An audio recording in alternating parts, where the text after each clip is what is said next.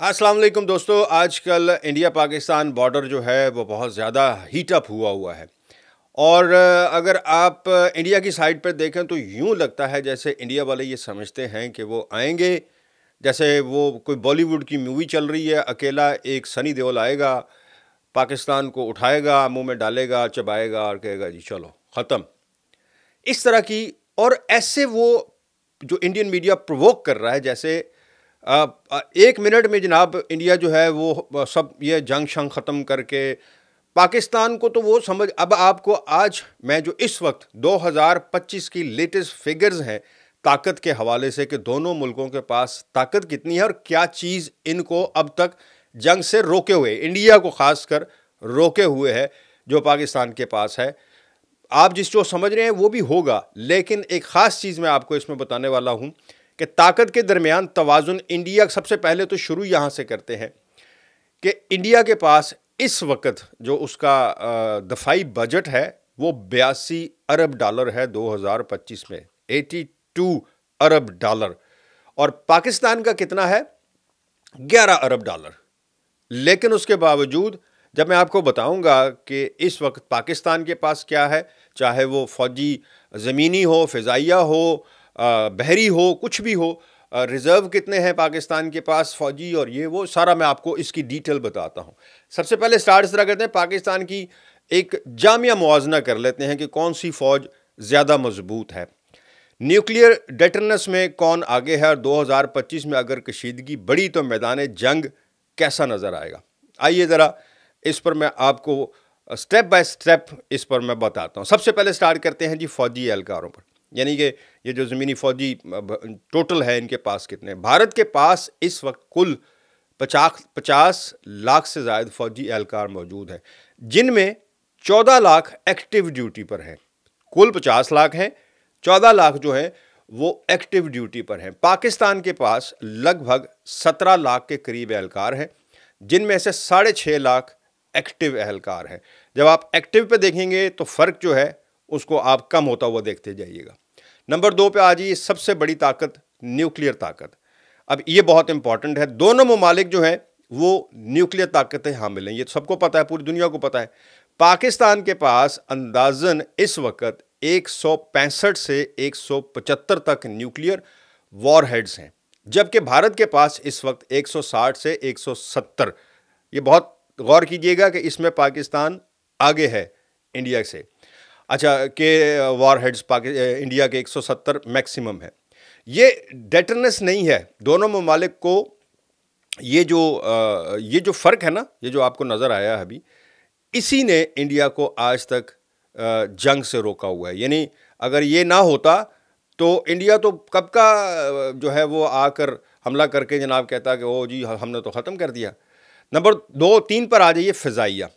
अच्छा, भारत की फ़िज़ाइया दुनिया की चौथी बड़ी फ़िज़ाइया है, जिसके पास 2200 से ज़ायद जहाज़ हैं, जिनमें Su-30 MKI राफ़ेल और तेजाज़ शामिल हैं। ये काफ़ी लेटेस्ट हैं। अब आ जाइए पाकिस्तान की तरफ। पाकिस्तान के पास तकरीबन 900 के करीब तैयारे हैं, जिनमें F-17 थंडर और F-16 जैसे काबिल एतमाद तैयारे शामिल हैं।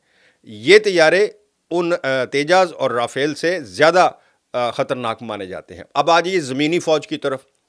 टैंकों के लिहाज से भारत के पास इस वक्त 4700 से ज़ायद टैंक हैं, जबकि पाकिस्तान के पास 3700 के लगभग हैं।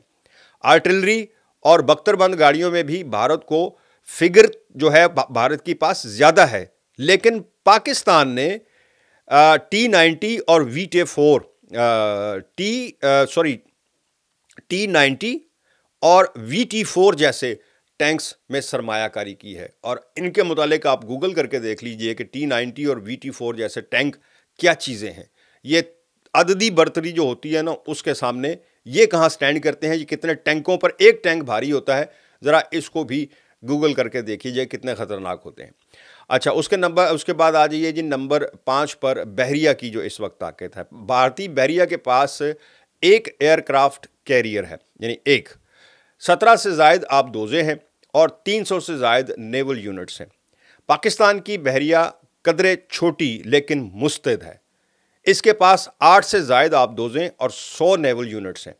2025 میں بھارت کا دفاعی بجٹ جیسے میں نے پہلے کہا تھا کہ 22 ارب ڈالر سے زیادہ ہے، جبکہ پاکستان کا بجٹ 11 ارب ڈالر کے لگ بھگ ہے۔